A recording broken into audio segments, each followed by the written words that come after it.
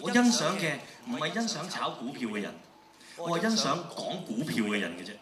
因為我覺得講股票嗰人應該係賺得炒股票嗰人係多啲。其實做財經專家唔係咁難嘅啫，我覺得。只要你能夠好清晰咁樣去思考，去講一啲別人聽得明，但係最後係聽唔明嘅嘢咧，你就做得到財經專家啦。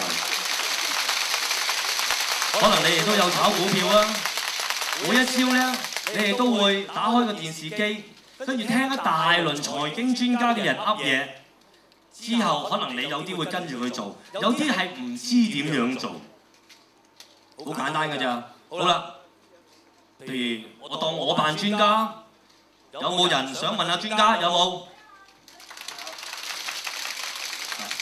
專家，我想問咧，你覺得最近個市點啊？哦，有機會升，有機會跌啦。咁我最近買嗰隻股咧，你話應唔應該放我啊？哦，如果你蝕得起嘅話咧，就唔好放住；如果蝕唔起啊，好即刻放啦。咁以你嘅專業知識跟你嘅角度去分析，你覺得而家嘅市仲會唔會有得升咧？我覺得我專業嘅分析有機會升多一兩成，或者跌多一兩成。但係如果冇升冇跌，咁即係冇機會咯。哦，唔該你。